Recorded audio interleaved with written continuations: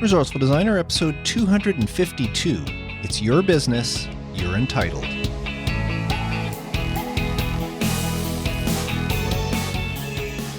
Welcome to the Resourceful Designer podcast, offering solutions to streamline your graphic and web design business so you can get back to designing. And now your host. His mom had him when she was 43 years old and liked to call him her happy little accident. Mark Descote. Yep, I used to tell people I was an only child with two older brothers. There's a 15 and 17 year difference between me and my two older brothers, so by the time I was 3 years old, they had both moved out of the house. So in essence, I grew up as an only child. And I have no shame in admitting that as an only child, I was a mama's boy.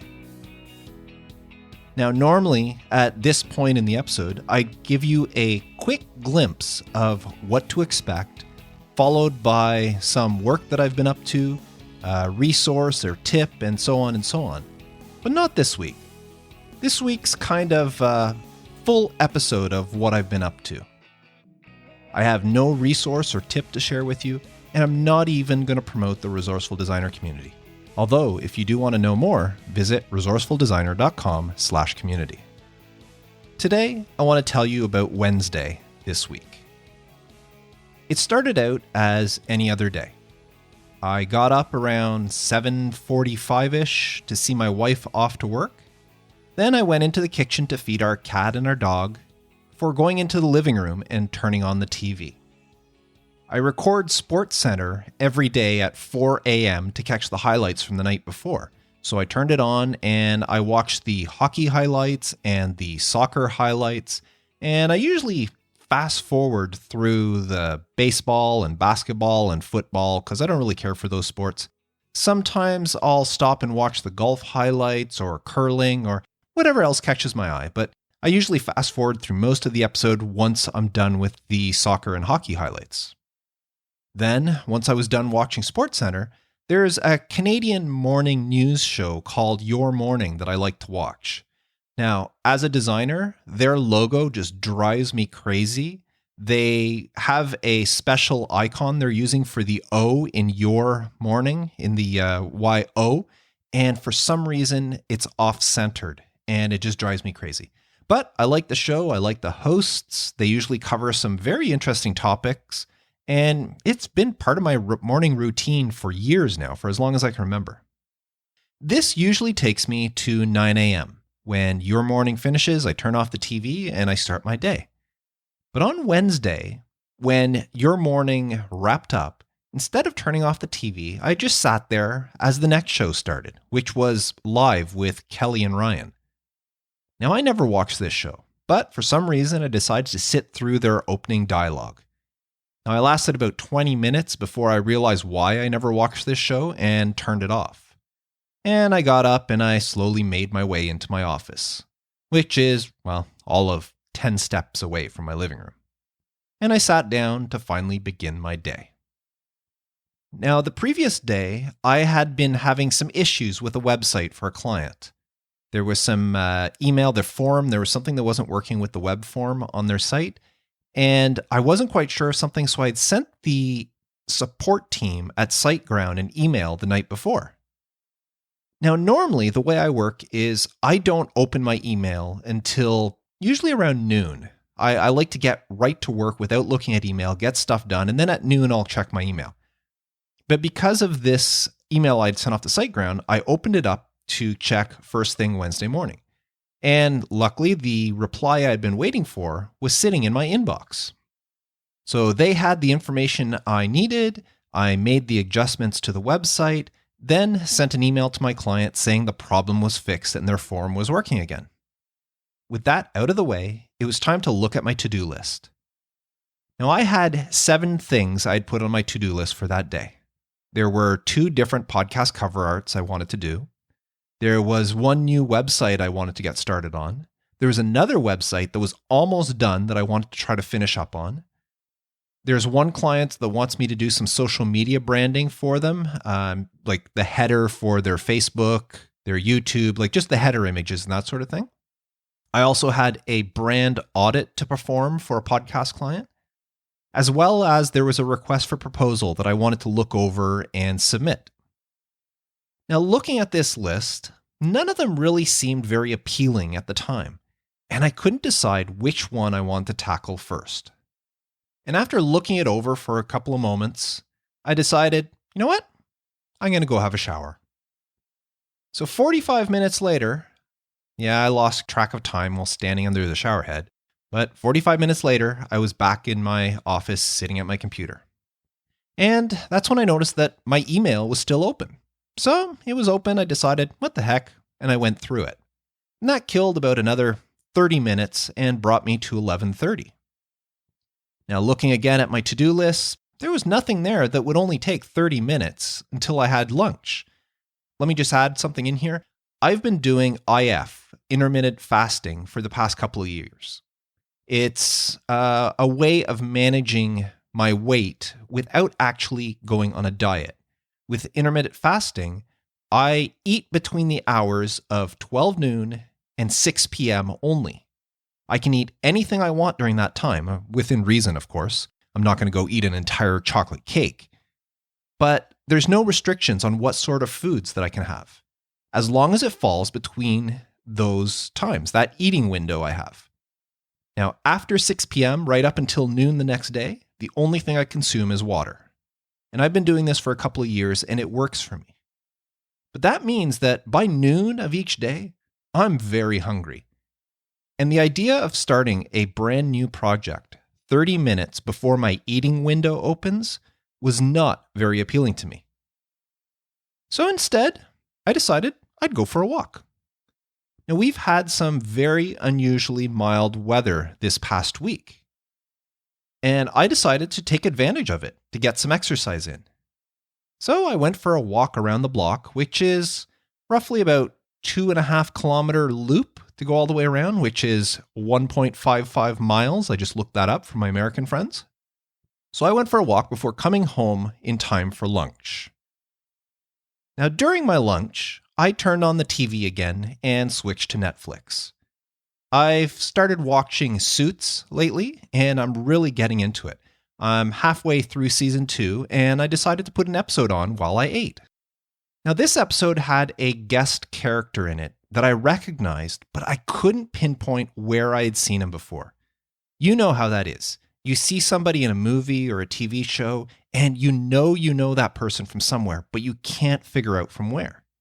So when the episode was over and I turned off the TV and got back to my office, instead of getting to work, I opened up trusty old IMDb, the Internet Movie Database, and I looked up that particular episode of Suits.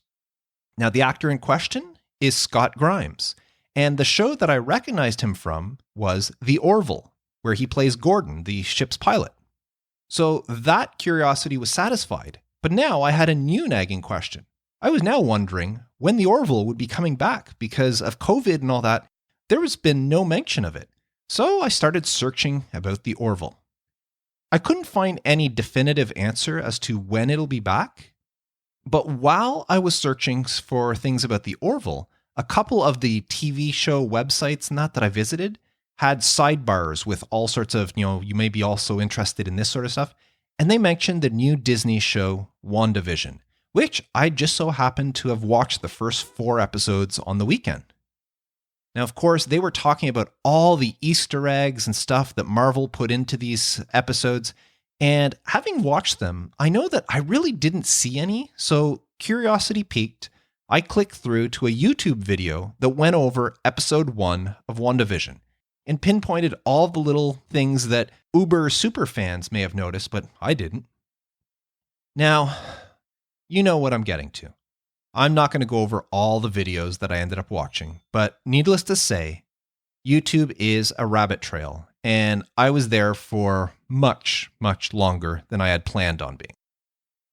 Now, luckily, I had set a 10-minute reminder for a video chat I had scheduled for 2 p.m. with a new podcast client. So after refilling my water bottle, I set up my equipment and launched a Zoom. Now, the guy showed up right on schedule, which is really nice. I mean, plenty of people schedule a certain time and then show up a couple of minutes late, which just drives me crazy. But this guy was right on time. And these meetings that I have, it's kind of a get to know the client, get to know about the podcast that I'm going to be designing the artwork for. These meetings normally last 15 to 20 minutes, and that's it. And we discuss things like what podcast they're starting, the name of the podcast, and what the topic's going to be. But I also find out what qualifies them to talk about the topic. What's the purpose of them starting a podcast? People have different reasons for wanting to start a podcast. Who the podcast is for, what's their target market, what format they're going to be doing. Are they going to be a solo show like I do here on Resourceful Designer? Or is it going to be interview? Or is it going to be mixed? And so on and so on. So I have a list of questions I normally go through. Now, as I said, these meetings normally take between 15 to 20 minutes. But this guy seemed very enthusiastic and very eager. But he also seemed kind of naive when it came to podcasting. So I decided to start asking him some questions that had nothing to do with the artwork that he was hiring me to design. And in all, we ended up having a conversation that lasted 45 minutes instead of the normal 15 to 20. Now it was great, but went much longer than anticipated. So now it was 2:45 in the afternoon, and as I glanced down at my to-do list, I decided before I start anything, it's time for a snack. So as I got up, I stuck my AirPods in my ears, I started up a podcast, and went into the kitchen to find something to stuff my face with. Now, the podcast I chose was a 30-minute episode, and I decided that instead of stopping it halfway, I might as well finish the episode before getting back to work. Now, when I did finally sit back down at my computer, instead of looking at my to-do list again, I decided to open up Facebook and check in on the Resourceful Designer group. I read through various posts, let a few new people into the group, commented on a few things, anything I deemed needed commenting on. And then once done there, I checked a few other groups that I belonged to, before finally saying, okay, enough's enough, and shutting down Facebook. Then I went back to checking my email, replying to a few, and then switched over to Slack to check in on the Resourceful Designer community. Now, right around this time, Andrew, one of the members in the community, asked a very innocent question. How many browser tabs do you have open right now? Well, of course, I had to go check. So I switched over to Chrome and counted. I had 51 browser tabs open. So of course, then I decided that, well, I might as well go through them to see what I can do to lower that number. So as I was clicking through, there's some of them were just articles that I had been interested in but didn't read at the time. So I decided, well, I might as well read them now. So I read the articles and then I can close the tabs. A few things I decided instead of just leaving the tabs there, I'd made bookmarks of them for later reference. And a few of them I decided to just save to Evernote, which is another way that I keep track of websites and that I don't necessarily want to read right now, or things that I might have interest in later. So I saved a few of them to Evernote. So in that time, I managed to get it down from 51 open browser tabs down to 37, before finally hearing the garage door open, indicating my wife was home and it was time for me to end my workday. My to-do list still had 7 unscratched items on it. Now, why did I tell you all this?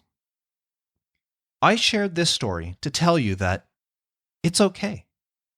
It's your business. You're entitled to do what you want with your time. Now, I didn't realize it at the time, but when I left the TV on past 9 o'clock that morning, when your morning finished, and I would normally have turned it off, that was kind of an indication that I was not in a work mood. I was not in a creative mood.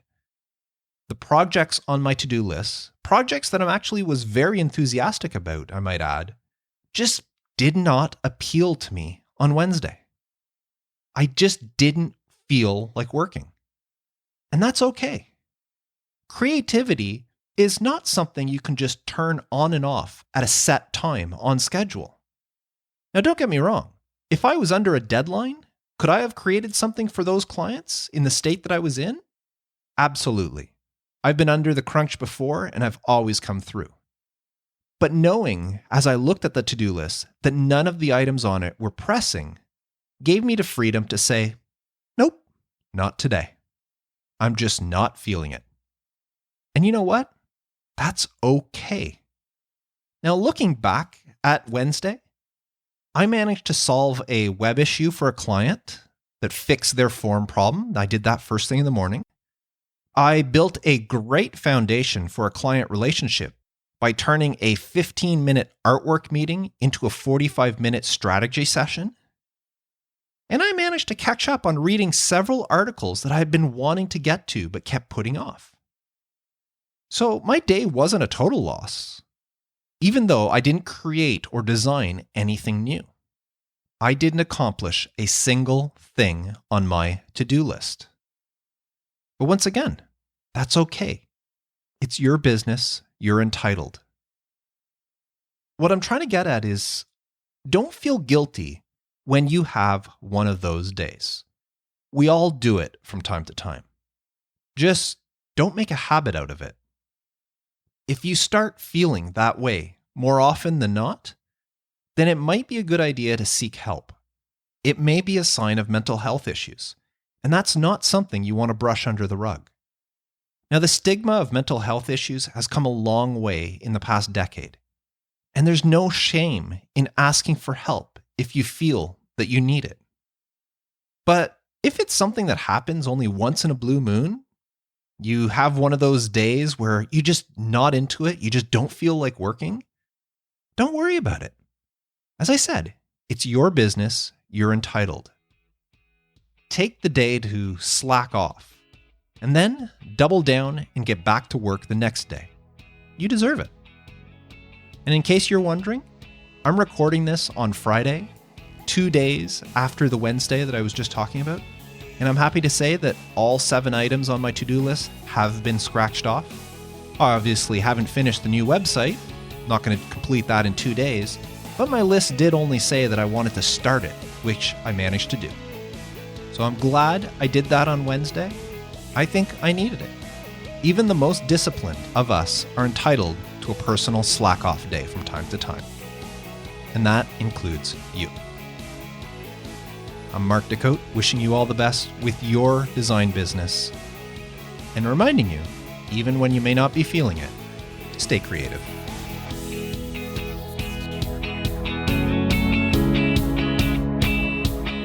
Thanks for listening to the Resourceful Designer Podcast at resourcefuldesigner.com.